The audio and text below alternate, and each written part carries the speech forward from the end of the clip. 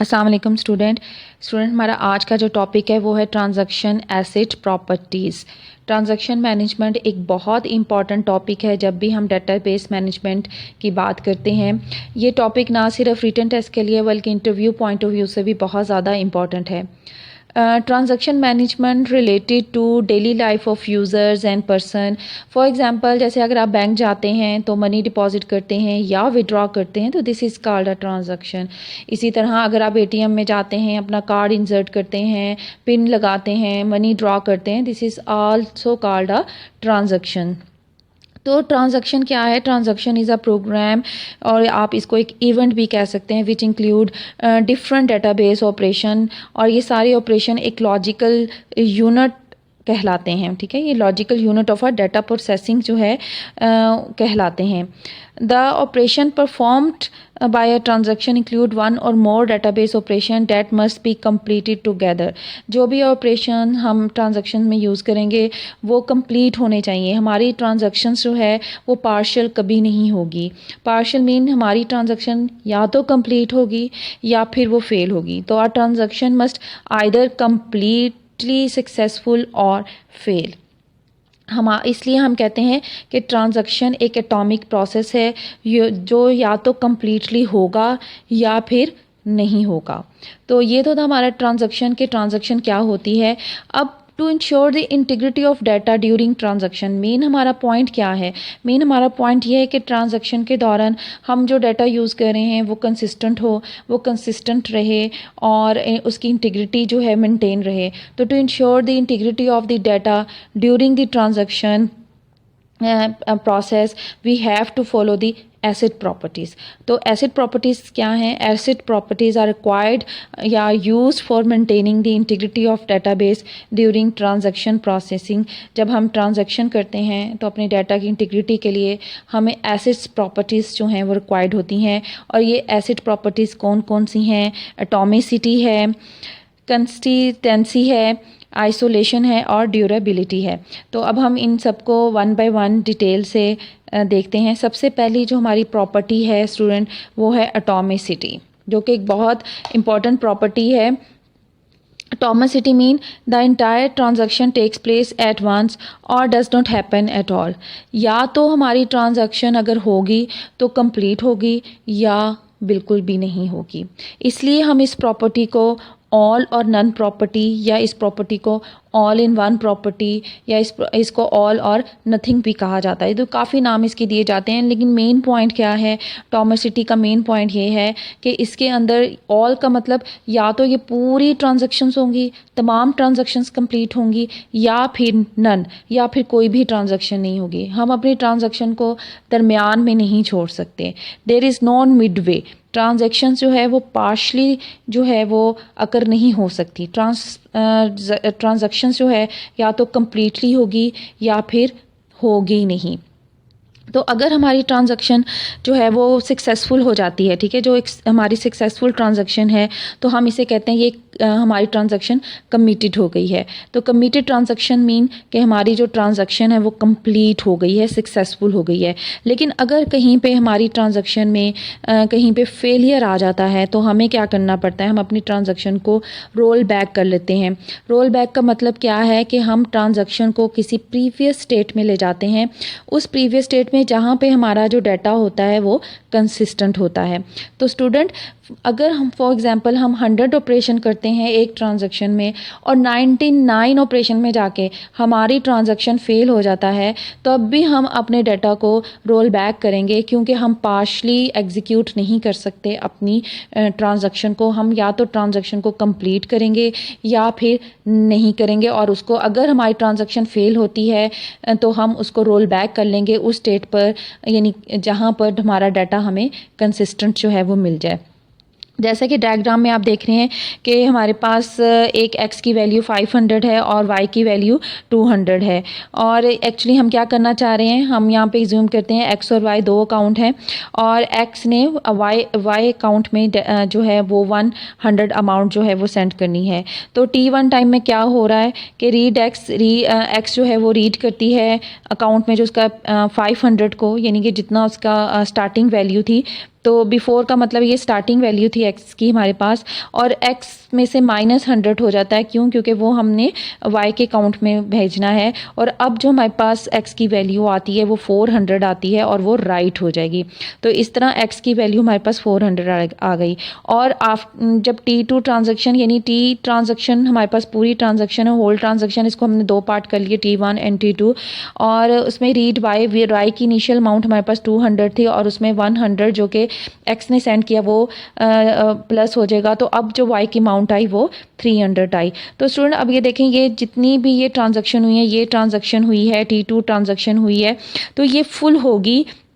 ये नहीं हो सकता कि एक टाइम पे T1 हो और T1 के बाद हमारी ट्रांजैक्शन में फेलियर आ जाए तो हम T2 एग्जीक्यूट ना करें। तो अगर इस तरह हो जाता है, फेलियर आ जाता है, तो हमें T1 को भी इसकी प्रीवियस स्टेट पर वापस लाना पड़ेगा। यानी कि फॉर एग्जांपल यहाँ पर जाकर 400 पर जाकर हमारी अगर ट्रांजैक्शन में फेलियर आ जाता है तो फिर क्या होगा कि हमें इस ट्रांजैक्शन को फिर से रोल बैक करना पड़ेगा उस अमाउंट तक, यानी कि 500 तक, कि दोबारा से इसके अंदर 500 आ जाए। तो इसलिए हम यहाँ पर एटॉमिसिटी की प्रॉपर्टी है कि या तो ट्रांजैक्शन जो है वो कंप्लीट होगी, यानी कि x की 400 और y की 300 वैल्यू हमारे पास आएगी, या फिर अगर T1 और T2 ट्रांजैक्शन दोनों अगर होंगी, तो अगर कहीं पे ट्रांजैक्शन में फेलियर आ जाता है तो हम अपनी ट्रांजैक्शन को रोल बैक कर लेंगे। तो ये है एटॉमिसिटी प्रॉपर्टी। नेक्स्ट है हमारे पास जो कि बहुत इंपॉर्टेंट प्रॉपर्टी है, कंसिस्टेंसी प्रॉपर्टी। इसका क्या मतलब है कि हमारा जो डेटाबेस है वो कंसिस्टेंट होना चाहिए before the execution of the transaction और after the execution of the transaction. हमारी जो डेटाबेस है वो कंसिस्टेंट ही रहनी चाहिए। This means that integrity constraint must be maintain so that database is consistent before and after the transaction. जब हम ट्रांजैक्शन करें उससे पहले और उस ट्रांजैक्शन के बाद हमारी डेटाबेस जो है वो कंसिस्टेंट हो। This is called consistency. और ये कंसिस्टेंसी जो है ये रिलेट करती है to the correctness of data. एक एग्जांपल से हम अंडरस्टैंड करते हैं, जैसा कि हम प्रीवियस एग्जांपल ही लेते हैं। यहाँ पर आपने देखा कि बिफोर द एग्जीक्यूशन हमारे पास जो वैल्यूज़ आती थी x और y, ठीक है। तो x और जो y है इसकी वैल्यू अगर हम टोटल करें तो इसकी वैल्यू क्या बनती है, वो बनती है 700। और आफ्टर दी एग्जीक्यूशन जब हमारी ट्रांजैक्शन हो जाती है तो x की वैल्यू 400 हो जाती है और y की वैल्यू 300 हो जाती है। लेकिन अगर हम इन दोनों को भी प्लस करें तब भी हमारे पास वैल्यू क्या आ रही है, 700 आ रही है। तो इसका मतलब बिफोर दी ट्रांजैक्शन अगर भी हमारे पास 700 वैल्यू थी और आफ्टर दी ट्रांजैक्शन अगर भी हमारे पास 700 वैल्यू है, सो हमारी जो डेटाबेस है वो कंसिस्टेंट है। तो कंसिस्टेंसी का यही मतलब है कि हमारी जो डेटाबेस है बिफोर द ट्रांजैक्शन और आफ्टर द ट्रांजैक्शन जो है वो कंसिस्टेंट होनी चाहिए। Before the transaction and after the transaction the sum of the money should be same. Inconsistency कब होगी, हमारा डाटा इनकंसिस्टेंट कब होगा कि T1 कंप्लीट हो जाए लेकिन T2 फेल हो जाए, जिससे हमारा डाटा जो है वो इनकम्प्लीट हो सकता है। तो हम हमेशा अपने डाटा को कंसिस्टेंट ही रखेंगे। नेक्स्ट हमारे पास जो प्रॉपर्टी है स्टूडेंट, ये भी बहुत ज़्यादा इसकी इंपॉर्टेंट प्रॉपर्टी है, वो है आइसोलेशन। आइसोलेशन का क्या मतलब है कि transaction should be executed in isolation from other transaction. जब दो ट्रांजैक्शन पैरेलल हो रही हैं तो एक ट्रांजैक्शन कभी भी किसी दूसरी ट्रांजैक्शन को जो है वो मुतासर नहीं करेगी। मसलन अगर हमारे पास T1 एक ट्रांजैक्शन हो रही है और T2 दो ट्रांजैक्शन पैरेलल हो रही हैं तो T1 T2 को और T2 T1 को जो है अफेक्ट नहीं करेगी। तो डेटाबेस में जहाँ पे ट्रांजैक्शंस पैरेलल होती हैं तो आइसोलेशन प्रॉपर्टी ये होल्ड करती है कि जब एक ट्रांजैक्शन कैरीड आउट होगी तो हमें महसूस ही नहीं होगा कि सिस्टम में एक और भी ट्रांजैक्शंस जो हैं वो हो रही हैं। यानी एक ट्रांजैक्शन दूसरी ट्रांजैक्शन को मुतासर नहीं करेगी। इसको हम ऐसे भी देख सकते हैं कि जब तक एक ट्रांजैक्शन यूज़ करती है तो वो डाटा कोई दूसरी ट्रांजैक्शन जो है वो यूज़ नहीं कर सकता।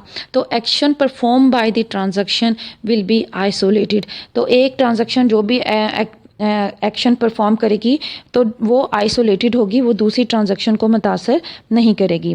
फॉर एग्जांपल अगर हम अपनी प्रीवियस एग्जांपल ही देखते हैं जिसमें हमारे पास x 500 था और y 200 था, जब हमारी T1 ट्रांजैक्शन होती है तो T1 ट्रांजैक्शन में हम रीड एक्स करते हैं, एक्स में -1 करते हैं क्योंकि हम डाटा जो है वो दूसरे अकाउंट में सेंड कर रहे हैं। तो अब यहाँ पर जब हम राइट एक्स करेंगे तो हमारे पास एक्स की वैल्यू क्या आ जाएगी, 400 आ जाएगी।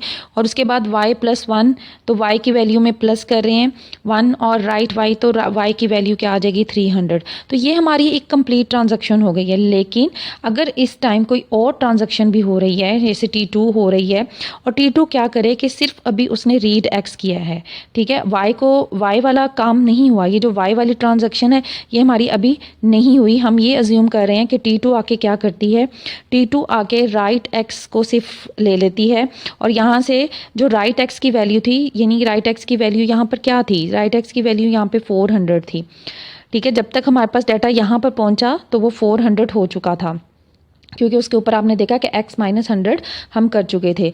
लेकिन इसके नीचे अभी हम नहीं गए, तो यहाँ पे T2 आ गई और T2 ने राइट x किया, और वो हमारे पास क्या था, 400, और वो फिर वहाँ से रीड y करता है, क्योंकि अभी हमारी ट्रांजैक्शन कंप्लीट ही नहीं हुई। y ने अपने अंदर जो है 100 जो है प्लस नहीं किया, इसलिए जो यहाँ पर जो T2 ट्रांजैक्शन डाटा रीड कर रही है y का, वो क्या कर रही है, 200, ठीक है। और अब क्या होगा कि जब यहाँ पर वो 200 रीड करेगी और यहाँ पर 400 और 200 जब हम प्लस करेंगे तो ये हमारे पास क्या आ जाएगा, 600, जो कि क्या है, इनकंसिस्टेंट है, क्योंकि हमारे पास तो आना चाहिए था लास्ट में 700 अगर हम अपने डाटा को कंसिस्टेंट बनाना चाहते थे। लेकिन क्योंकि यहाँ पर मसला क्या हुआ है, यहाँ पर एक ट्रांजैक्शन ने दूसरी ट्रांजैक्शन को मुतासर किया है जब वो अभी पूरी तरह फिनिश नहीं हो रही थी। तो इसलिए हम आइसोलेशन क्या होल्ड करती है कि जब तक एक ट्रांजैक्शन, ये वाली ट्रांजैक्शन कंप्लीट नहीं हो जाती, ठीक है, जैसे T1 जो है जब तक फुली कंप्लीट नहीं हो जाती तो T2 यहाँ से डाटा को रीड ही नहीं कर सकता। तो दिस इज कॉल्ड आइसोलेशन, कि एक transaction should be executed in isolation from other transaction. No transaction will affect the existence of any other transaction. एक ट्रांजैक्शन जो है किसी दूसरे ट्रांजैक्शन को मुतासर नहीं करेगी, चाहे पैरेलल ट्रांजैक्शंस हो रही हैं। नेक्स्ट है हमारे पास durability. Durability stand for after successful completion of transaction the changes in the database should be persist. यानी हम जब सारी चेंजेस कर लें, अपनी अमाउंट शिफ्ट कर लें, दूसरे अकाउंट में हमारी अमाउंट चली जाए, तो चेंजेस शुड बी परमानेंट। हमारी चेंजेस परमानेंट होनी चाहिए, यानी कि हम अपनी जितनी भी अपडेट हैं, all the update done by the transaction must be permanent. और इसके लिए हम कमिट जो है वो यूज़ करेंगे। कमिट क्या करेगा, कमिट हमारे डेटाबेस में परमानेंट चेंज कर देगा। और उसके बाद अगर हमारे सिस्टम में कोई सिस्टम फेलियर भी होता है तब भी हमारा कमिट के बाद जो डाटा है वो अनडू नहीं होगा। तो इसलिए हम क्या करते हैं, जब हमारी तमाम ट्रांजैक्शंस हो जाती हैं तो हम अपने डाटा को परमानेंट जो है वो करते हैं। This is also the property of acid property of transaction. तो स्टूडेंट, ये तो थी हमारे पास 3 प्रॉपर्टी ऑफ ट्रांजैक्शंस, जिसे हम एसिड प्रॉपर्टीज़ कहते हैं, और इनका फुलफ़िल होना बहुत ज़रूरी होता है। टॉमसिटी होनी चाहिए, यानी कि कंप्लीट हो गई हमारी ट्रांजैक्शन या बिल्कुल भी नहीं होगी। कंसिस्टेंट होना चाहिए हमारी डेटाबेस को, हमारी ट्रांजैक्शन को कंसिस्टेंट होना चाहिए। इसके बाद हमने देखा आइसोलेशन होना चाहिए, एक ट्रांजैक्शन दूसरे ट्रांजैक्शन को मुतासर नहीं करेगी। जब एक ट्रांजैक्शन एक डाटा यूज़ करिए तो दूसरी ट्रांजैक्शन जब तक उस डाटा को यूज़ नहीं करेगी जब तक पहली ट्रांजैक्शन अपनी ट्रांजैक्शन को ख़त्म नहीं कर लेती। और इसके बाद ड्यूरेबिलिटी है, जब आफ्टर दी चेंजेस, जब भी हम ट्रांजैक्शन अपडेट कर लें, जो भी चेंजेस कर लें, तो उसके बाद हमारा जो डाटा है वो परसिस्ट होना चाहिए, यानी परमानेंट हो जाना चाहिए। तो स्टूडेंट, अब हम चलते हैं और देखते हैं हमारे MCQs। Consider money is transfer from one account A to B and to account B to A, which of the following from a transaction. ये ट्रांजैक्शन की कौन सी फॉर्म है, ओनली 1, ओनली 2, यहाँ पे क्या है, ओनली 1 एंड 2 इंडिविजुअली। यानी कि हमारी जो ट्रांजैक्शन है वो इंडिविजुअली हो रही है, वो कभी भी एक दूसरे को मुतासर जो है वो नहीं करेगी। एक दूसरे को वो इंटरसेक्ट नहीं करेगी। A transaction is delimited by the statement और फंक्शन कॉल द फॉर्म। एक जो ट्रांजैक्शन है वो जब हम उसको ओरेकल में या हम जब भी हम उसको लिखते हैं तो वो कहाँ से स्टार्ट और ख़त्म होती है। तो बिगिन जो ट्रांजैक्शन है वहाँ से हमारी ट्रांजैक्शन स्टार्ट होगी और एंड ट्रांजैक्शन पे जाकर हमारी जो ट्रांजैक्शन है वो ख़त्म हो जाएगी। तो ये सिस्टम कॉल्स हैं जो हम यूज़ करते हैं, जो हमें बताते हैं कि बिगिन ट्रांजैक्शन से हमारी ट्रांजैक्शन स्टार्ट हो रही है और एंड ट्रांजैक्शन पे हमारी ट्रांजैक्शन जो है वो ख़त्म हो रही हैं। Identify the characteristics of transactions and transactions की करैक्टरिस्टिक्स क्या हैं। टॉमिसिटी, ड्यूरेबिलिटी, आइसोलेशन, ये तीनों ही करैक्टरिस्टिक्स हैं हमारी ट्रांजैक्शन की। विच of the following has all और नन। किस प्रॉपर्टी को हम ऑल एंड नन कहते हैं। ऑल एंड नन का मतलब या तो हमारी ट्रांजैक्शन जो है कंप्लीट होगी या फिर हमारी ट्रांजैक्शन नहीं होगी। तो ये प्रॉपर्टी क्या थी, एटॉमिसिटी प्रॉपर्टी थी। The database system must be take special action to ensure that transaction operate properly without the interference from concurrently executing database statement। कहता है कि concurrently अगर दो transactions जो हैं वो एग्जीक्यूट हो रही हैं तो डेटाबेस कौन सी प्रॉपर्टी को होल्ड करेगी जिससे वो एक दूसरे को इंटरफेयर नहीं करेंगी। तो वो है आइसोलेशन प्रॉपर्टी, जो ये कहती है कि कोई भी जब भी ट्रांजैक्शंस T1 T2 पैरेलल हो रही हैं तो वो एक दूसरे को अफेक्ट नहीं करेंगी। The property of transaction that persist all the crashes, के हम अगर हमारे सिस्टम में कोई क्रैश भी आ जाता है तब भी हमारा जो डाटा है वो परमानेंट रहे, इस प्रॉपर्टी को हम क्या कहते हैं, durability. Dash state that only valid data will be return to the database. कौन सी प्रॉपर्टी होल्ड करती है कि सिर्फ वैलिड डाटा ही डाटाबेस में लिखा जाए, वो है कंसिस्टेंसी प्रॉपर्टी, जिसमें हम देखते थे बिफोर द ट्रांजैक्शन और आफ्टर द ट्रांजैक्शन हमारी जो वैल्यू हैं वो सेम होनी चाहिए। The Oracle RDBMS uses dash statement to declare new transaction start and it properties. जो हमारी ओरेकल डेटाबेस है वो कौन सी यूज़ करती है स्टेटमेंट को to declare a new transaction, तो वो है सेट ट्रांजैक्शन। सेट ट्रांजैक्शन जो स्टेटमेंट है हम यूज़ करते हैं अपनी ट्रांजैक्शन के अंदर, और ये क्या करती है, set transaction command set the transaction property such as read, write and read only access property. ये जो प्रॉपर्टीज़ हैं डेटाबेस की उसको सेट करती है, जो सेट ट्रांजैक्शन कमांड है। तो अगर हम सेट ट्रांजैक्शन कमांड यूज़ कर रहे हैं the start of the statement, तो ये क्या करेगी, इसमें हम अपनी प्रॉपर्टीज़ को सेट कर सकते हैं रीड, राइट या रीड ओनली। उसके बाद है dash means that the data use during the execution of the transaction can not be use by a second transaction. कौन सी ऐसी प्रॉपर्टी है जो ये कहती है कि अगर एक डाटा एक ट्रांजैक्शन में यूज़ हो रहा है तो वो जब तक सेकंड ट्रांजैक्शन उसको यूज़ नहीं कर सकती जब तक फर्स्ट जो है वो कंप्लीट ना हो। तो स्टूडेंट आपको याद होगा कि आइसोलेशन प्रॉपर्टी में मैंने आपको क्या बताया था कि एक डाटा जो है, एक ट्रांजैक्शन एक डाटा जब यूज़ कर रही है तो दूसरी ट्रांजैक्शन जो है वो डाटा जब तक यूज़ नहीं करेगी जब तक जो फर्स्ट ट्रांजैक्शन है वो उस डाटा को कंप्लीट नहीं कर लेती, कमिट नहीं कर लेती। That ensures that one transaction changes are done, they cannot be undo or lost। कौन सी प्रॉपर्टी ये कहती है कि अगर हम एक दफ़ा चेंजेस को परमानेंट बना लें तो फिर हम undo नहीं कर सकते, तो वो हमारे पास है durability property. In database terms dash is an action that reads from and write to a database. कौन सा डेटाबेस टर्म में एक्शन है जो रीड करता है और राइट करता है, तो ट्रांजैक्शन को हम कहते हैं ये एक्शन है जो डेटाबेस से डाटा रीड कर रहा है और राइट कर रहा है। If any of the SQL statement in a transaction fail, the entire transaction is। अगर हमारी ट्रांजैक्शन कहीं पे भी फेल हो जाती है तो फिर हम क्या करते हैं, हम अपनी ट्रांजैक्शन को रोल बैक करते हैं उस जगह तक जब के वहाँ जब उस स्टेट तक जहाँ पे हमें किस इंस्टेंट डेटाबेस मिल जाए। अक्सर हम ओरिजिनल डेटाबेस स्टेट यानी जहाँ से हमारी ट्रांजैक्शन स्टार्ट हुई थी हम अक्सर उसी पॉइंट तक अपने डेटाबेस को रोल बैक करते हैं। जो लास्ट वन है वो हमारे पास if several concurrent transaction are executed over the same data set and the second transaction update the database before the first transaction is finished. अगर ऐसा हो कि हम एक T1 जो है एक डाटा पे काम कर रहा है और अभी इसने अपना काम कंप्लीट नहीं किया और उसी वक्त T2 भी इस पे काम करना स्टार्ट करते, तो वो कौन सी प्रॉपर्टी को वायलेट करेगा। तो स्टूडेंट ये प्रॉपर्टी मैं आपको पहले भी बहुत टाइम बता चुकी हूँ, वो थी आइसोलेशन प्रॉपर्टी, क्योंकि ये प्रॉपर्टी बहुत ज़्यादा इंपॉर्टेंट है जब भी हम एसिड प्रॉपर्टीज़ को डिस्कस करते हैं। तो स्टूडेंट ये तो थे हमारे एमसीक्यूज़। मैं उम्मीद करती हूँ कि आपको सारी ट्रांजैक्शंस की प्रॉपर्टीज़ अच्छे तरीके से समझ आ गई होंगी। अगर आपको ये वीडियो पसंद आई हो तो प्लीज़ कमेंट बॉक्स में ज़रूर बताइएगा। आपके कमेंट्स मेरे लिए एनर्जी होते हैं, मुझे एनर्जी फील होती है जब भी मैं आपके कमेंट्स पढ़ती हूँ। Thank you so much for watching my video. Like कीजिएगा, शेयर कीजिएगा वीडियोज़ को। Thank you so much.